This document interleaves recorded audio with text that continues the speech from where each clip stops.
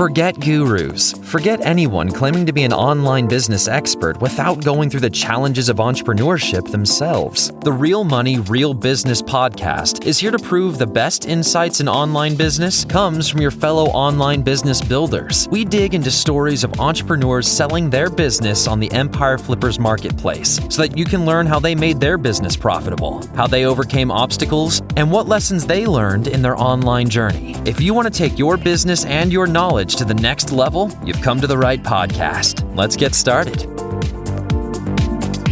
Hey everyone, Brandon here with another great business to discuss on this episode of the Real Money, Real Business podcast. Today's guest is Taras, and he's selling his Amazon FBA business on the Empire Flippers marketplace. So welcome to the show, Taras, and how are you doing today? Hi, Brandon. Thanks for having me on. Yeah, it's really great to have you on the call today and to discuss this business you've created. But before we go into the details on the business, let's go ahead and give a general overview. So it is an Amazon FBA business in the supplements niche created in January 2019. The average monthly revenue for the business is $13,168 and makes an average of $2,141 per month in net profit. For everyone listening, you can search for 50938 to learn more about the business, or you can unlock this listing to start your due diligence if you're interested in purchasing this asset. So now that I've given a general overview of the business, what's included in the sale are the Amazon Seller Central account and 2 SKUs, a domain used as a 301 redirect to the Facebook page, a trademark, and a Facebook account. And it is worth noting that inventory is not normally included in the list price, and further details can be provided to active buyers. So Taras, can you tell us a little bit about your background in building and running online businesses? Yeah, sure. So we've been an Amazon FBA business for the last 4.5 years, so roughly 5 years. It's me and my partner, and during that period of time, we've launched 2 separate businesses. The one that we'll be talking right now is in the supplements niche. And what's fun is that me and my partner, we've invested something around like $2,000 in total in inventory, like 5 years ago. And we managed to scale that project to 6 figures in profit a year, maintaining high profit margin and ROI. And when it comes to the project that we will be talking about today, it's actually within the supplements niche, as I mentioned before, and we've launched it in beginning 2019. So yeah. Okay, that's really awesome that you already have some experience with your business partner in this specific business model. Now, why did you choose to go into the supplements niche specifically? Was there something that you saw as just some great potential through doing research in your other projects?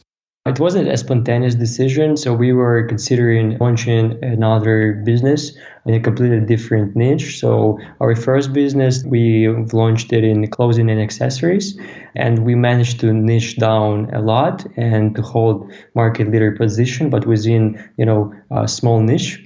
And after that, we realized that we really wanted to go into the mass market, to go into highly competitive market, to understand how it really feels, to sell something as competitive as supplements. So yeah, we were considering either cosmetics or supplements, also taking into consideration that we wanted to have a business with LTV and a potential of, this subscribe and save program on Amazon. So yeah, for either like cosmetics or supplements, we realized that supplements would be a bit better option. So yeah, we ended up with selling within this category. Okay, that makes sense. Now, if the business is doing so well at this time, why is it that you've decided that you want to sell it? Ever since we've launched like 5 years ago with the first business, everything has been bootstrapped. And when it comes to the supplements niche business as well, all the profits were reinvested back into the business. And for us, this is actually, like a pure exit opportunity, basically to enjoy our money and to spend it the way we want it and not to reinvest back into the business. Okay, well, that makes sense. Now, was there anything that you learned while growing this business that you plan on applying to future projects down the road?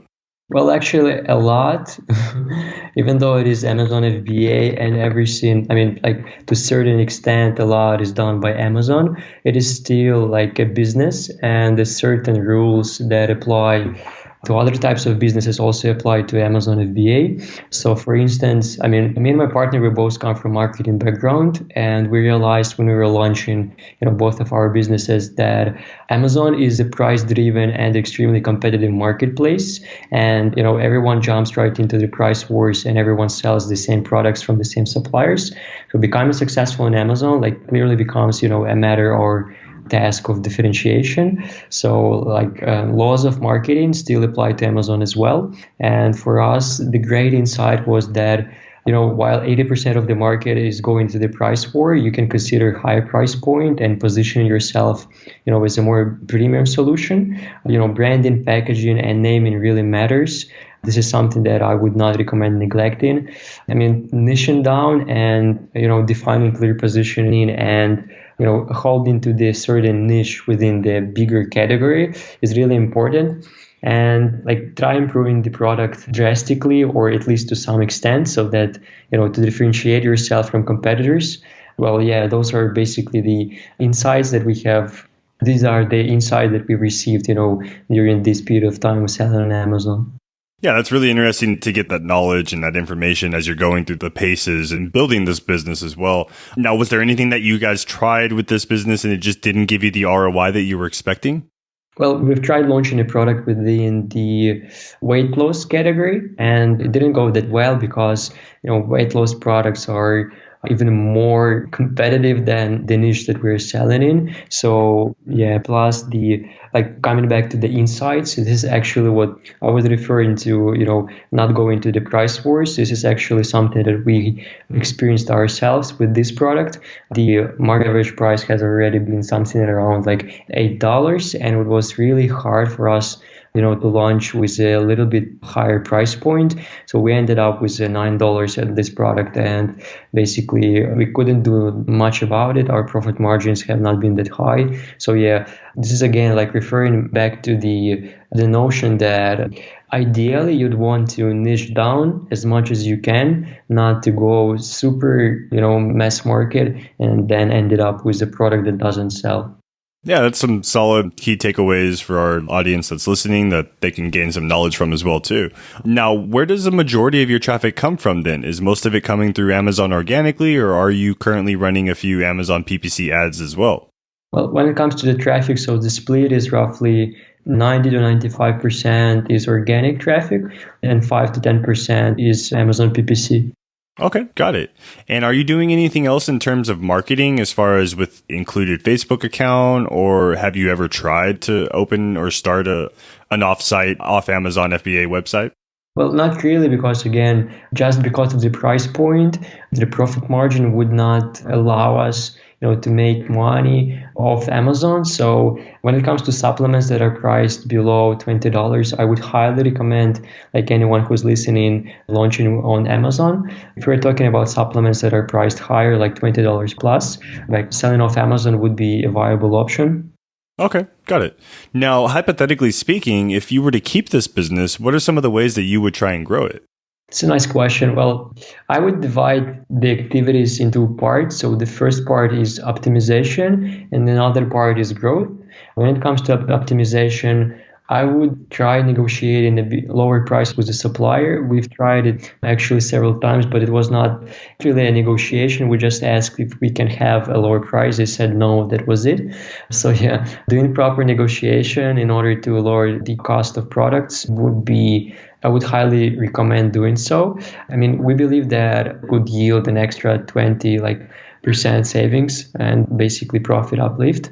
Alternatively, change the supplier, or one of the drastic approaches that we were considering was actually going down the supply chain and actually talking to the person, to the company who actually manufactures the raw material out of which the supplements are made. Because currently we're working with the US supplier who basically does all that and only encapsulates the product and puts it into the bottles. So yeah, when it comes to optimization, definitely exploring an option of lowering cost of goods sold, either by finding alternative supplier or just going down the supply chain and sourcing directly from the manufacturer of the product that is inside of supplements. When it comes to the growth part, there are actually a couple of points also worth considering and something that we were thinking of: adding variations to the existing listings, adding the price discounts depending on quantity. So basically adding as a child in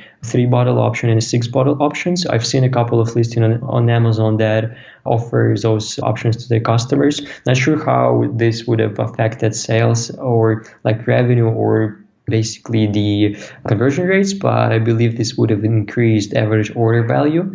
Launching other products, like specifically immune boosting supplements, is something that is worth considering as well, because like starting from early 2020, just because the pandemic and COVID, immune supplements have seen a huge rise in demand. This is something that's worth exploring. I would also consider, when it comes to growth, one thing that we didn't nail is actually Amazon PPC. So as I mentioned earlier, 5 to 10% of our sales come from, paid traffic, which for Amazon is not really a lot. And we've never increased our budget so that it, accounts for like 20 to 50% of our sales. I believe this is like one of the primary points worth exploring for the new buyer. Yeah, it's plenty of growth opportunities there for a buyer to consider. And it's really awesome. You've already kind of established this or built up this strategy behind those particular improvements. So that's really great to see. Now, can you tell us, how is it that you're getting your inventory from Amazon to the warehouses? Can you walk us through your chain of logistics and supplier, chain as far as what you have set up now? Yeah, probably like 6 months ago, Amazon has certain limitations when it comes to the order quantity, basically how many bottles of product we can send to the warehouse. So we were forced to use the warehousing services of our supplier. Once we manufacture with the supplier in the US, once the product is finalized, our supplier keeps it at their warehouse until we ship it to Amazon. Got it. So do you feel that there's any particular skill set that a buyer should have prior to acquiring your business, or do you think most of the work can be learned or transferred over during the migration period? Well, I would say that it is nice to have a background in a business that you are looking to purchase. This would be an ideal option. Either e-commerce or Amazon FBA would be, like, as I mentioned before, an ideal option. But in general, as I mentioned earlier, me and my partner, we started Amazon FBA business 5 years ago. And during that time, we were working in big corporations, big FMCG companies, 9 to 5. And we wanted to launch a business that would not require a lot of time or knowledge or specific knowledge or, involvement from our part. We only had like a couple of hours a day, maybe 1 to 2. So yeah, Amazon FBA, when it comes to time and skills and involvement, I would say that Amazon FBA is one of the easiest business models to follow. It's pretty straightforward, and I believe that under mentorship of the person that has already done this, so basically me or my partner, everything is manageable. It does not really require that much of a skill set or any certain specific requirements. Got it. And then now, what are some of the potential risks associated with this business that a buyer should be aware of? Well, I mentioned it earlier that the supplement niche is actually, highly competitive. We managed to niche down a little bit and, holding specific position within the specific niche. But again, it is Amazon and everything is sold through their website and they control everything. So, one of the greatest risks, and that was something that we were considering, like also, talking to my partner when first launching on Amazon, everything is controlled by the platform and they can close listing just because they do not like your listing or say that you're using something that you're not allowed to, even though you are. So yeah, the greatest risk here is that everything is controlled by Amazon and it can be, closed really easily. Right. Yeah, I completely agree with you. That's something that we do have many Amazon FBA sellers mention quite often when it comes to this question. It's usually the risk with Amazon themselves. So I agree with you on that. Now, Taras, are you willing to commit to a non-compete, meaning you and your partner will stay out of this specific niche moving forward? Yeah, sure, no problem. You can commit to a non-compete for 3 years. Okay, got it. And then how much support are you willing to offer potential buyers? Are you going with the typical 30 days of email and Skype support, or did you have something in addition that you would like to add on to that? We're willing to help through WhatsApp texting within the first 2 months, as well as through 2-hour scheduled weekly Skype calls for the first 1 month to ensure basically a smooth transition. Okay, perfect. That's really great to hear. And I'm sure our listeners and potential buyers out there can also see the value in that extra support you're offering to help them migrate the business and make sure that it's successful once the deal is done.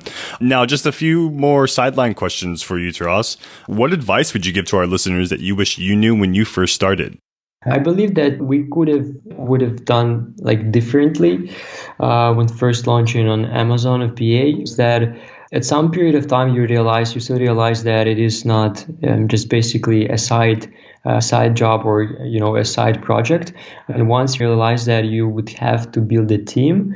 And when it comes to to us, I wish we had thought of the team, and I wish we had outsourced some portion of job to contractors or to employees that are much more knowledgeable about Amazon FBA than we are. This would have saved us a lot of time and a lot of effort, and maybe a lot of money as well. Yeah, really solid point. To make sure you're utilizing the resources, I guess, you have at your disposal, especially if it's something that you're not 100% fully knowledgeable in. Now, so why do you think that this business model is great for those who are just getting started in online business?